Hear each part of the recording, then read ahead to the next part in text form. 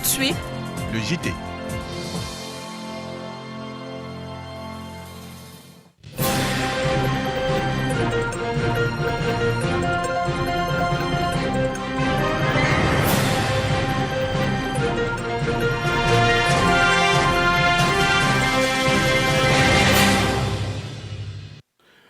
Mesdames et messieurs, c'est toujours un plaisir pour moi de vous retrouver pour le 13h de la chaîne citoyenne. Bienvenue à tous.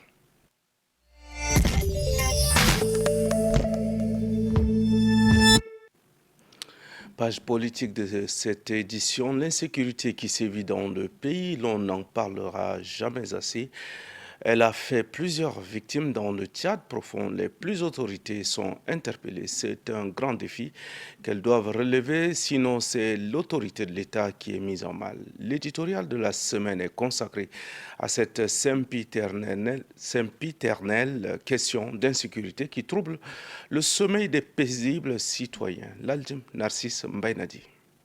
Ces derniers mois, le pays a connu une augmentation exponentielle des conflits intercommunautaires qui ont fait des dizaines de morts et de blessés. Ces tensions sont exacerbées par des questions telles que la prolifération des armes et les problèmes fonciers, ce qui met à mal l'autorité de l'État. Aujourd'hui, les deux communautés, c'est-à-dire les éleveurs et les agriculteurs, qui ont bien vécu par le passé, sont brusquement devenus des ennemis jurés. Ils se regardent en chien de faïence et prêts à en découdre. Les autorités locales censées assurer la sécurité des personnes et de leurs biens sont incapables d'assumer leur rôle. Elles sont parfois complices de ces protagonistes. Au lieu de prévenir et d'anticiper, elles laissent la situation s'envenimer ou elles prennent fait et cause pour des espèces sonnantes et trébuchantes. Autre greffe. Certains responsables administratifs ne savent ni lire ni écrire, ce qui ne facilite pas la tâche. Certains préfets et sous-préfets ne connaissent pas ce qu'on appelle le pédigree administratif. Ce sont des gens qui n'ont rien à voir avec des questions qui regardent l'administration publique. Ils sont promis par clientélisme à cause de leurs parents haut placés dans la haute sphère de l'État. Ceux-là détruisent la politique du chef de l'État, alors que dans un passé pas lointain,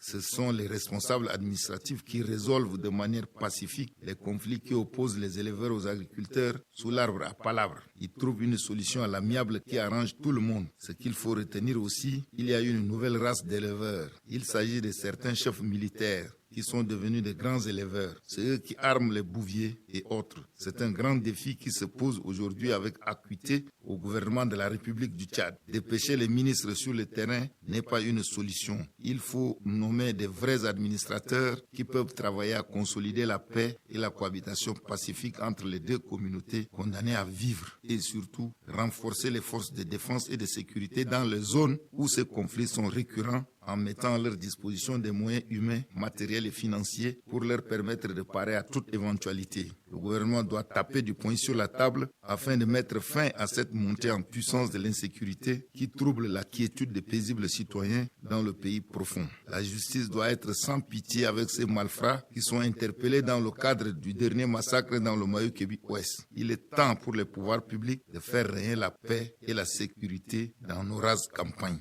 À lundi prochain. Le Parlement du Tchad, en collaboration avec l'Union interparlementaire, organise un séminaire de renforcement des capacités des jeunes et femmes parlementaires afin de mieux les outiller à jouer pleinement leur rôle législatif. C'est le président de l'Assemblée nationale, Ali Kolotou Tchaimi, qui a ouvert ce séminaire qui durera 4 jours. Mistangar Victor pour plus de détails. Ce sont les femmes et jeunes issus de 2 chambres parlementaires, ceux de l'Assemblée nationale et du Sénat, à bénéficier de ce séminaire de renforcement des capacités. Durant 4 jours, cette catégorie des élus sera outillée sur les thèmes égalité femmes-hommes, la communication politique, le leadership, la législation et la budgétisation sensible au genre et le mentorat. Cet atelier a double facette. Relative à la rencontre de lancement de la campagne, plus de jeunes au Parlement et plus de femmes aussi. Et au renforcement des capacités des femmes et des jeunes parlementaires qui réunit les 2 chambres législatives de notre pays, le Tchad. L'Union interparlementaire, l'UEP, dans le cadre du processus de démocratisation et du maintien de la paix, a adopté une approche inclusive en vue d'accompagner les institutions législatives des pays membres. Cette formation, pilotée par l'Union interparlementaire avec des experts et consultants internationaux pour partager des expériences et savoir-faire aux femmes et jeunes parlementaires tchadiens. L'UIP est une plateforme qui réunit plusieurs parlements de divers pays. Elle milite pour l'implication et la participation active des jeunes et des femmes dans des instances décisionnelles. Il y a plus de 2400 signataires dans le monde, notamment 987 députés de 156 pays, l'Union interparlementaire comptant 182 pays. Il y a 77 présidents de parlement. Mais il y a également 18 chefs d'État qui ont signé cet engagement. Et cela a conduit à des changements remarquables. En termes d'inclusion et d'égalité genre, le Tchad se positionne comme bon élève dans la sous-région, a souligné le président de l'Assemblée nationale qui a ouvert ce séminaire. En dirigeant les femmes et les jeunes en pilier de programmes de société, le président de la République, chef de l'État, leur confère un rôle stratégique dans la transformation politique, économique et sociale du pays. Ces choix visionnaires, assumés au plus haut niveau de l'État, témoignent d'un engagement ferme et irréversible pour un Tchad plus fort, plus juste et résolument tourné vers l'avenir. La favorisation des jeunes et des femmes au Parlement est effective. Les autorités tchadiennes, dans une dynamique de refondation, ont fait de l'inclusivité jeunes-femmes une priorité. Les élections législatives, communales et provinciales qui viennent de s'achever en sont des exemples palpables. Toutefois, un effort doit encore être fait pour plus de représentation des jeunes et des femmes dans les différentes institutions.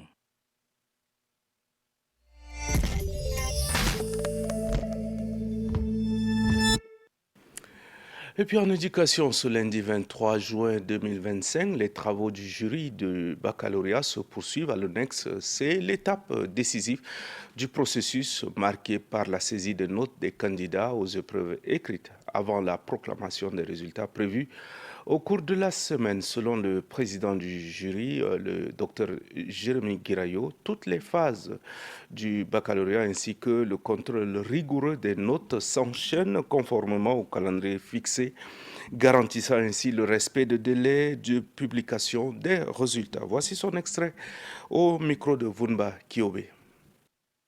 Nous avons commencé les épreuves écrites le 2 juin. Ça en est suivi la phase de la correction. Après la correction, nous avons eu à faire le classement par centre. Et après, il y a eu la phase de vérification du classement pour éviter les erreurs. Après cette phase, nous sommes passés à l'insertion des intercalaires pour nous permettre de bien relever en quelque sorte les notes. Et nous avons eu à relever les notes depuis ce matin. C'est la phase en quelque sorte décisive dans l'organisation du baccalauréat. C'est-à-dire, si on arrive à finir cette phase, nous dirons que bon, ce qui va nous attendre, c'est passer à la vérification et voir le problème des anomalies et résoudre ce problème.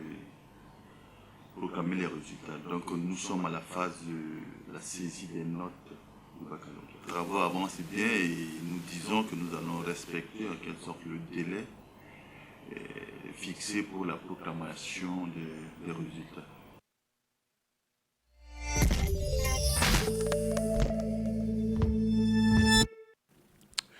Au Tchad, on observe un éveil progressif et notable de la jeunesse concernant la gestion des affaires publiques. Longtemps perçu comme une couche de la population peu impliquée ou passif, les jeunes Tchadiens montrent désormais un intérêt croissant pour la gouvernance et les décisions qui impactent leur quotidien et l'avenir de leur pays. Moléan Loné Evelyne pour son commentaire. De plus en plus, les jeunes s'impliquent dans des associations de la société civile, des initiatives citoyennes et des plateformes de discussion pour débattre des questions des enjeux politiques, économiques et sociaux. Ils cherchent à mieux comprendre le mécanisme de la gouvernance et à identifier les leviers d'action pour un changement positif. L'on constate que ces jeunes, à travers les associations, discutent et projettent des plannings d'assainissement de leur quartier. Ils se mobilisent à travers des actions citoyennes telles que le curage des caniveaux, à arranger les routes pendant la saison des pluies. D'autres, par contre, s'engagent en politique pendant que certains cherchent à influencer le monde de la politique par des plaidoyers. Les jeunes Tchadiennes et Tchadiens sont désormais conscients des défis auxquels leur pays fait face, notamment le changement climatique, le chômage, la sécurité et la stabilité. La conscience de cette jeunesse a véritablement changé. S'interroger sur la capacité des structures devant déboucher sur des perspectives d'avenir est mise en branle. La jeunesse tchadienne est devenue de plus en plus très exigeante quant à la transparence dans la gestion des ressources publiques et la redevabilité des acteurs politiques. Elle réclame également une meilleure répartition des richesses, l'amélioration efficiente des services publics. Au-delà de la simple critique, de nombreux jeunes aspirent à une participation plus active au processus décisionnel. Cependant, cet éveil est également confronté à de nombreuses difficultés. Entre le manque d'opportunités, la répression des voix dissidentes qui peuvent éventuellement freiner cet élan. Malgré ces obstacles, la prise de conscience des jeunes Tchadiens par rapport à la gestion des affaires publiques constitue dorénavant une dynamique prometteuse en faveur de l'avenir du pays. Elle témoigne d'une aspiration profonde à une gouvernance plus juste, plus transparente et plus inclusive.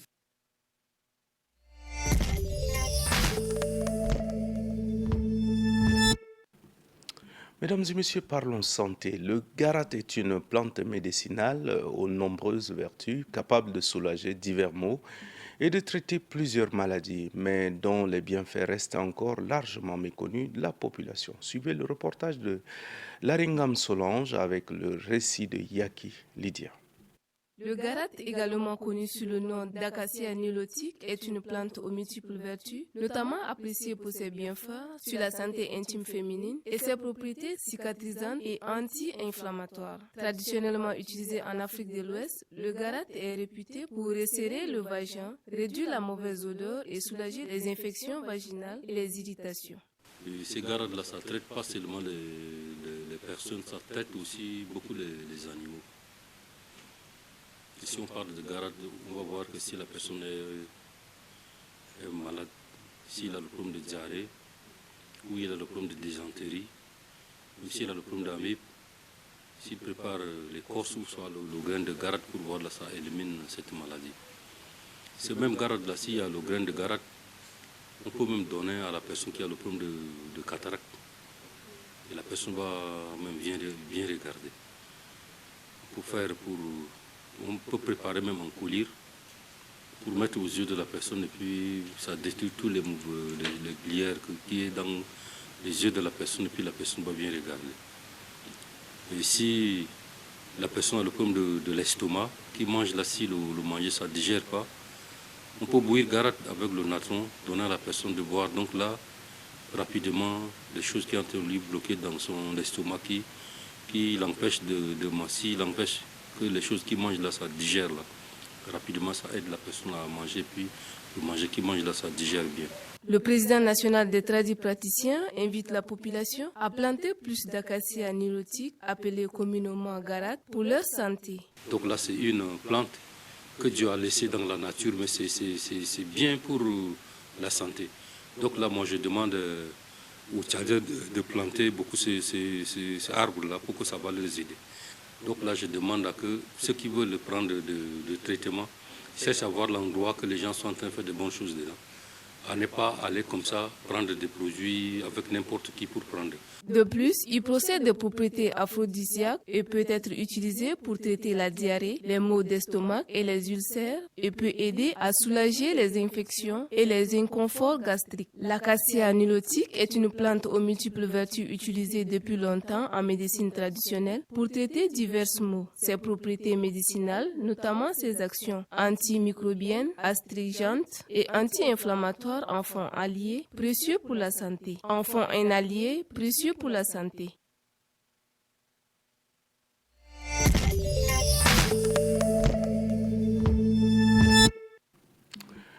Et puis, hors de nos frontières, une délégation malienne conduite par le chef de l'État séjourne à Moscou où elle a été reçue au Kremlin pour des entretiens officiels avec le président russe. La rencontre s'est conclue par la signature de plusieurs accords de coopération entre Moscou et Bamako. Yaki Lydia pour plus de détails.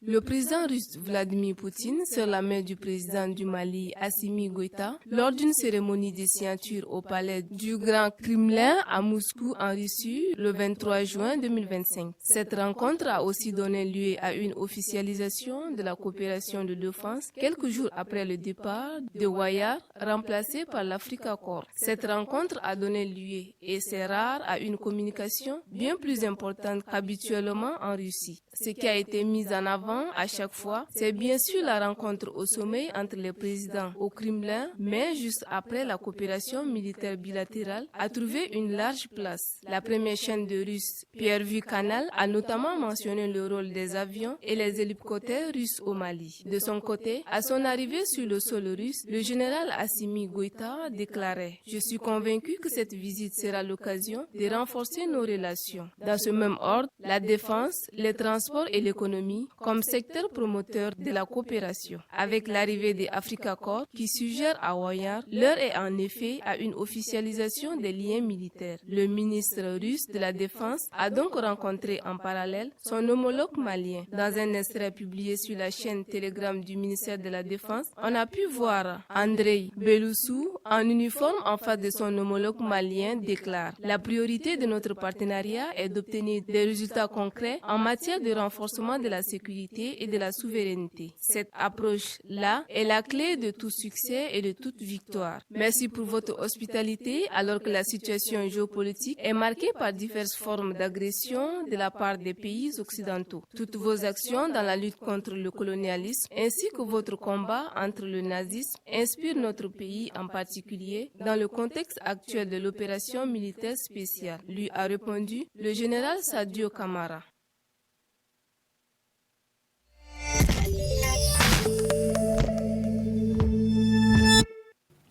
Parlons sport au bas de cette édition. À l'occasion du 5e tournoi international de Nambudo de la zone CEMAC, prévu du 5 au 6 juillet à Yaoundé au Cameroun, le président de la Fédération tchadienne de Nambudo, Mbete Félix, s'est confié à notre reporter Mbaye Sadok où il se dit confiant quant à l'état d'esprit des athlètes tchadiens, assurant qu'ils sont prêts à relever le défi. Je vous invite à le suivre. La plupart sont des jeunes de familles modestes, mais ils ont l'amour du sport. Et donc, ils le pratiquent sans vraiment les moyens. Et je crois que ça, il faut admirer.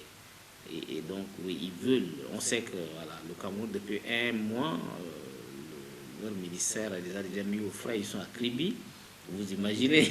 Mais nous, bon, même pour avoir du haricot, pour tenir, c'est pas facile. Et donc, voilà, si vous parlez de morale... oui, le moral y est, mais les moyens de récupération souvent ne sont pas à la hauteur.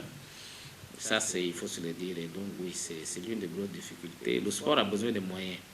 Et ce qui manque au Nambudo et tout le sport tchadien, c'est le soutien financier. Et ce moral d'acier qui nous a permis, je crois, en 2018, de gagner une médaille d'or par une fille collecte générale. Et également en 2023, d'avoir également une autre médaille. Vous voyez, depuis lors, on a eu que 2 médailles. Hein. Et récemment, la Coupe d'Afrique, on n'a même pas eu une seule médaille. Les filles tchadiennes athlètes étaient 2e du championnat d'Afrique de 2024 qui s'est déroulé. Et donc, oui, nous voulons au moins rapporter au Tchad une médaille d'or cette fois-ci. Nous voulons réitérer nos remerciements aux plus hautes autorités, dont le maréchal Mamadi Debitno aussi, qui est le premier Namboudoka tchadien, il faut le dire, et nous comptons sur lui, sur son leadership, parce que quand on ramène la médaille, c'est pour le pays, et donc nous le remercions déjà de ce soutien qu'il donne et à travers le ministère de tutelle qui certainement va nous faciliter les procédures administratives pour y aller et puis certainement nous encourager. Et donc ça aussi, et surtout pour la Coupe du Monde qui va arriver, nous voulons vraiment avoir tout le soutien de nos plus hautes autorités pour qu'au moins le Tchad brille parmi les 34 nations de la mode mondiale. Et c'est tout pour cette édition d'information. Merci de nous avoir suivis. Je vous retrouve demain avec le même plaisir.